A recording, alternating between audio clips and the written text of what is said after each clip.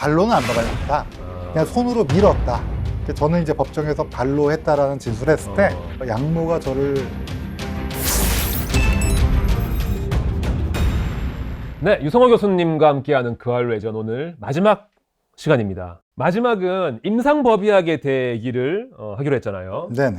임상법의학 뭐 좀 생소하신 분도 많을 것 같은데 설명 좀 해주시죠. 법의학은 많은 분들이 죽은 사람을 대상으로 하는 학문 아니냐 이렇게 생각하시는데 살아있는 사람에게도 분명히 필요한 게 있습니다. 어떤 경우냐, 손상에 대한 분석을 통해서 이게 학대냐 아니냐, 폭력의 상황 아니냐 이런 것들을 고민할 때 저희 법의학자라서 오랜 경험을 통해서 이런 법의학적 판단을 내려주고 그런 걸 통해서 사망을 방지하는 그런 의미가 있는 게 바로 임상법의학이라고 생각하시면 됩니다. 상당히 중요한 부분인 것 같은데 국내에서는 좀 잘 알려지지도 않고 잘 행하지도 않는 거라 보면 되는 거죠. 그렇습니다. 요즘에 가정폭력이나 남녀폭력 이렇게 얘기하지 않고요.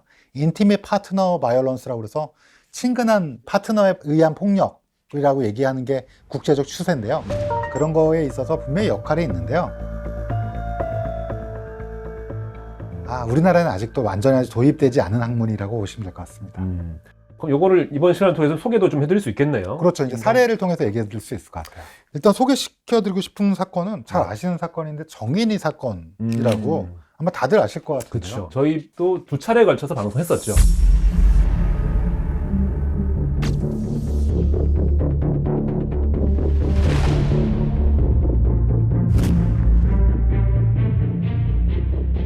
(16 개월) 된 아이였고 이 아이가 양부모에게 입양된 아이였다는 게 또 많은 분들에게 가슴 아픈 거였고 2020년 5월 25일, 6월 29일, 9월 13일 무려 3차례에 걸쳐서 아동학대 신고가 들어왔어요. 그중에 이제 의사 선생님이 하신 것도 있어요. 네. 그런데 전문가인 소아과 의사가 신고를 했는데도 불구하고 이거를 이제 진지하게 못 받아들이신 거예요. 그래서 신고에도 불구하고 돌려보냈죠. 근데 마지막 신고로부터 한 20여일 지난 2020년 10월 13일 사망했어요. 네. 사망한 후에 부검을 실시했는데 정말 깜짝 놀랄 만큼 이 담당 부검인은 제가 굉장히 사랑하는 김성호 법의관인데요. 3,800건이나 했어요. 저보다 훨씬 많이 하신 분이시고 일단 말을 안 해요.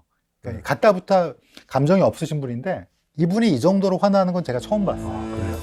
이분이 법정에서 처음 봤다라고 얘기할 정도로 그 정도로 손상된 게 발견된 거죠. 사실은 이 건은 그 3차례가 있을 때 한 번이라도 이거를 전문가가 볼 수 있는 그런 기회가 있었다면 이거는 이렇게 처리해서는 안 됐어야 되는 그러니까 더더욱 안타까운 사건이 된 거죠. 그때 뭐 3차례 중에 한 번이라도 법의학자분을 모셔서 이게 어느 정도의 수준이고 얼마나 심각한 건지를 좀 같이 분석을 해봤다면 당장 조치를 취했어요. 그러니까 이건 심각한 상황이다 라고 그러니까 저희 전문가들은 그렇게 볼만한 소견이었어요. 1, 2, 3차 다. 네. 근데 그런 궁금증이 생기는데요. 일반 뭐 다른 의사분들이 보는 거랑 이 법의학 전문가가 보는 거랑 어쨌든 살아있는 상태이기 때문에 부검을 하는 게 아니잖아요. 볼 수 있는 게 다른가요? 오랫동안 손상에 대한 연구를 저희가 손상학이라고 부셔도 돼요. 이 손상을 입었을 때 어떤 내부가 어떻게 보이고 바깥에서 이렇게 보였을 때 내부는 어떻고 나선형으로 골절이 있으면 또 골 말단부에 골절이 있으면 이런 건 학대라는 걸 오랫동안 저희는 그런 것만 공부하잖아요. 그러다 보니까 이거에 대한 심각성을 잘 알고 있고요. 그래서 뭐 호주 같은 데서는 폭력의 상황이 응급실에 오면 임상법의학자가 가서 진료하는 거죠. 다들 법의학자는 죽은 사람만 보신다고 알고 계시는데 이제 외국 같은 경우는 그렇지 않은 경우도 있습니다. 법의학자가 가서 이거에 대한 소견을 내게 되면 그 다음에 이제 법적 쟁점 사항에 대해서 다투게 되는 거죠. 그리고 실질적으로 정인이 사건 같은 경우도 호주 같았다 그러면 이거는 사망하지 않았을 거야. 뭐 이미 잘 알려진 사실이지만 뭐 복부에 큰 손상, 췌장이 결단됐다라는 조금은 가슴 아픈 거 이외에도 사실 손상이 너무 많아요. 갈비뼈 골절, 팔 골절 이게 여러 차례 있어 왔던 거예요. 네. 이런 거를 한 번이라도 스크리닝을 할 수 있었더라면 그랬다면 정인이는 사망하지 않았지 않았을까?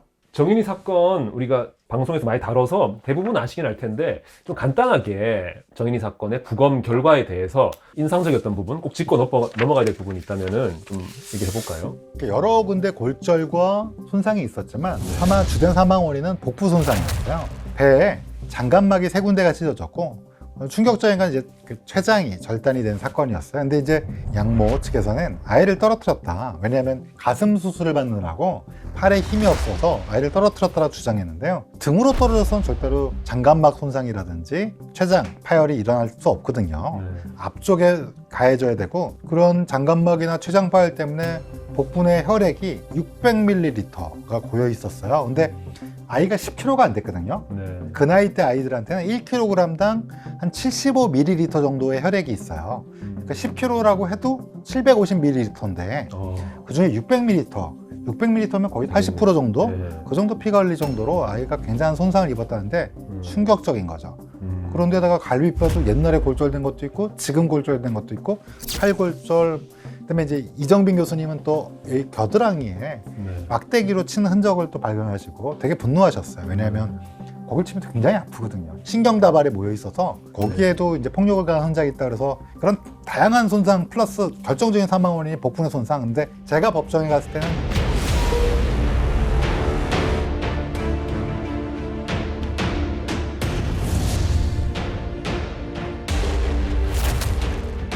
발로는 안 밟았다. 그냥 손으로 밀었다. 손으로 밀어서는 척추의 2, 3번에 바로 앞에 놓여져 있는데요. 췌장이. 이게 압박이 돼서 좀 끔찍한 얘기네요. 이렇게 파열이 되려면 그냥 손으로 눌러서는 안 됩니다. 강력한 압박, 타격이 있어야 되기 때문에 저는 이제 법정에서 발로 인한 타격은 있을 거라고 했고, 양모가 저를 쳐다봐서 약간 놀랐습니다. 발로 했다라는 진술을 했을 때 얼굴을 최초로 들어서 저를 보더라고요. 그러니까 아니라는 표시를 저에게 하고 싶었던 것 같아요. 이렇게 얼굴을 들고 저를 강렬하게 쳐다봐서 회피했습니다. 그럼 저희가 방송 이후에 또 벌어진 상황들은 체크 못한 부분들도 많을 텐데 네네. 재판 진행 과정을 쭉 보시면서 느끼셨던 거라든지 추가적으로 나온 어떤 뭐 상황들 좀 말씀하실 게 있을까요? 제가 그 법정에 갔을 때는 아동학대까지도 인정을 안 했을.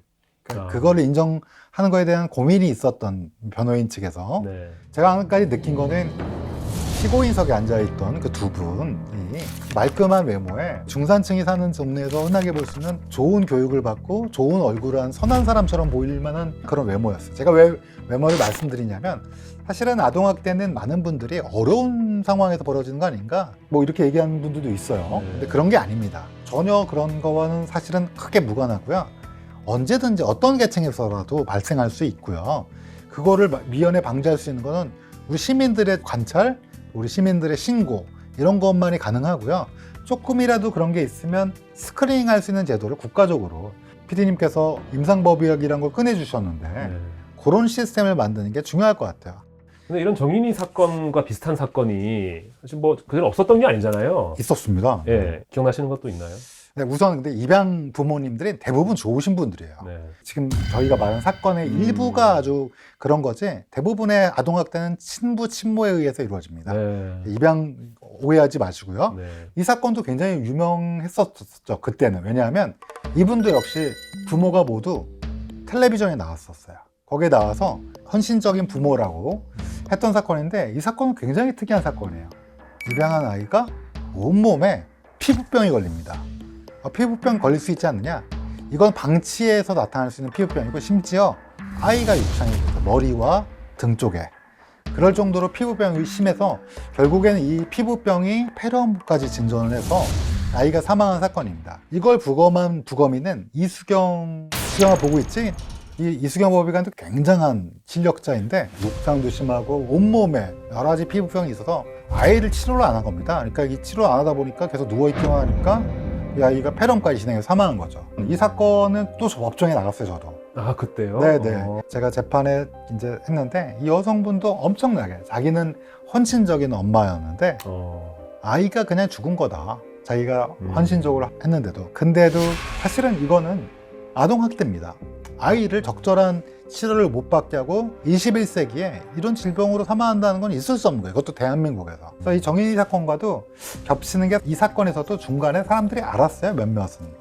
아이가 굉장히 피부병에 시달린다는 거. 주변 사람들이? 네. 그래서 신고 의무자는 아니었기 때문에 그냥 빨리 병원에 보내라 라는. 근데 이 어머니는 뭐 방송에도 나오고 헌신적인 분이었다고 사람들이 알고 있었기 때문에 그래서 더 좀 주변에서 의심을 못 했겠죠.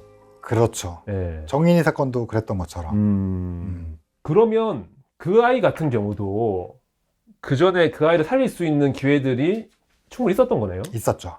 근데 그러지 못했던 이유는 주변의 무관심이라고 할까요? 아동에 대해서 아무래도 양육을 책임지고 있는 게 그 부모라기보다니까 제3자가 함부로 나설 수 없다라는 뭐 그런 게 있었죠, 분명히. 그러면 이제 교수님은 사망한 아동들에 대해서 부검 많이 하셨을 테니까 네네. 느껴지는 게 있어요. 점점 이런 사건들이 많아지는구나, 혹은 좀 줄어들고 있구나. 사실은 많아지지는 않았을 겁니다. 그래요. 왜냐하면 네. 드러나는 사건이 많아지게 된 거죠. 과거에는 아동에 대해서 소유물로 생각하고 아동학대라는 개념조차도 명확하게 성립이 안 되었기 때문에 드러나지도 않았고요. 지금은 그래도 우리가 왜 이렇게 늘었나라고 생각하는데 사실은 드러나는 게 많아지는 거라고 보이고요. 좀 그래도 긍정적인 건 드러나는 게 많아진다는 건 결국은 이거에 대해서 명확한 방지적 목적이 분명히 형립될 수 있는 사회적 분위기가 조성되고 있다는 네. 거는 분명하고요. 그렇다면 향후에는 좀 줄지 않을까. 정인이 사건 통해서도 법적으로 그렇고 많은 변화를 시도를 하고 있는데 법의학적으로는 또 어떻게 아동학대를 방지하고 개선하는 데 어떤 도움을 줄 수 있을까요? 선별 도구라는 게 있습니다. 도구라는 거는 누구나 봐도 이거일 때는 이상한 거가 있구나 라고 하는 거를 좀 다 볼 수 있는 아동학대라든지 외상환자에 대한 평가를 해줄 수 있는 시스템, 그런 것들 좀 개발하는 게 저희 학자로서 목표 또 기여할 수 있는 거라 보고요. 근데 그 법의학적 도구라고 하는 게 어떤 매뉴얼을 말씀하시는 건가요? 일종의 매뉴얼도 포함하는 거예요. 도구라는 개념이 네. 매뉴얼도 포함되고요. 네. 또 하나는 체계, 시스템도 포함하고 있는 겁니다. 그러니까 시스템이란 건 시민으로서 이런 게 있을 때 어디에 연락하고 뭐 어떤 방식으로 이루어지는가에 대한 명확한 체계가 제시되면 조금 더 아이들이 행복하게 살 수 있지 않겠습니까? 네. 그러면 이런 아동학대에 대해서는 이 도구라고 말씀드린 체계와 매뉴얼이 있어야 되겠죠. 저희가 이제 세 편을 하면서 네네. 얘기했던 게 좀 크게 나누면은 익사 사건이었고 네. 교통사고, 네. 그다음에 아동학대. 네. 좀 공통점이 있는 것 같아요. 어떤 게 있죠? 그게 그냥 단편적으로 봤을 때는 뭐 강력 사건으로 보이지는 않는데, 그래서 좀 쉽게 간과할 수 있었는데 알고 보면은 그 안에 좀 억울한 죽음이 있을 수 있는 그런 사건들을 좀 선정하신 것 같아요. 도피디님 너무나 날카로우세요. 맞나요? 네, 맞습니다. 그러니까 이거 우리가 흔하게 그냥 넘길 수 있는 사건의 카테고리 안에 드는 것, 이 세 가지를 골라봤고요. 우리가 관습적으로 대부분은 아니니까 넘겨서 문제가 되는 게 꼭 뭐 법의학뿐만 아니라 모든 일이 그렇습니다. 근데 특히 저희 법의학 쪽에서 이런 사건 일은 이건 내가 오랫동안 해봐서 아는데 이런 류의 사건들은 그냥 이렇게 처리하는 거야 라고 잘못 진행되면 사실은 영원히 진실이 밝혀지지 않는, 그리고 많은 분들이 답답해 할 수 있는 사건들이 되는 것만 모아본 거예요. 익사사고 같은 경우도 많은 부분 부검을 하지 않습니다. 왜냐면 익사니까. 네. 사실은 이 사건도 굳이 부검을 하지 않았으면 영원히 알 수 없는 사건이었는데 그래도 부검할 기회가 있었고, 두 번째 사건은 안타깝게 부검을 하지 못했고요. 세 번째 사건은 오랫동안 우리가 아동학대에 대해서 그냥 아이를 훈육한다라든지 아이는 부모의 소유물이라든지 부모가 이 정도는 할 수 있지 않느냐라는 거에 휩싸여서 그냥 오랫동안 방치해두고 있던 사건이 이번에 터진 거라고 볼 수 있는 거죠, 크게. 그래서 이 세 가지 사건 이외에도 사실은 우리가 그냥 관습적으로 넘어가는 것들이 수없이 많은 사건들이 있기 때문에 이런 걸 미연에 방지하고자 저희 법의학의 역할이 그런 게 아니겠습니까? 그런 걸 좀 소개시켜드리고 싶어서 말씀드린 거였습니다. 우리 그것이 알고 싶다의 보물이신 유성호 법의학 교수님과 그 알 외전을 세 편을 진행했는데 마지막으로 소감 좀 듣고 싶네요. 사실 그것이 알고 싶다는 저도 많은 것을 함께 배울 수 있었던 좋은 오랫동안 같이 했던 프로그램이고요. 우리 PD님이 불러주셔갖고 또 사실은 원래는 안 한다고 그랬어요. 왜냐하면 제가 텔레비전에 너무 많이 나와서 공부 안 하는 교수다 막 이럴까봐 공부도 해야 되고 그래서 좀 걱정은 했었는데 오늘 다행히 저희를 잘 이해해 주신 프로그램에 유튜브에 나오게 돼서 하고 싶은 얘기 다 하고 가서 좋은 경험이었습니다. 고생하시는 법의관님들에 대해서 한 번 더 생각할 수 있는 기회였던 것 같기도 하고요. 나오신 김에 책 소개 한번 하시죠. 마지막으로. 네, 제 책은 나는 매주 시체를 보러 간다라는 책이 있고요. 책의 인쇄는 모두 다 서울대학교에 기부했습니다. 그래서 혹시 심심하실 때 도서관에서 빌려보십시오. 법의학에 관심 있는 사람들한테 좀 추천해주고 싶은 책이 또 있나요? 수학책과 영어책, 국어책을 때 공부를 열심히 해야 되니까요. 법의학을 하고 싶다 그러면 꼭 의대에 오셔야 돼요. 그러니까 수학, 미적분, 기하, 벡터 이런 거 열심히 하시고요. 국어도 책 많이 읽으시고 영어도 열심히 공부하시기 바랍니다. 그러니까 고등학생 아무도 안 하려고 하는 아예 거예요. 그동안 외전을 함께해 주신 유성호 교수님 너무 감사드립니다. 저도 감사드립니다. 네, 고맙습니다. 감사합니다.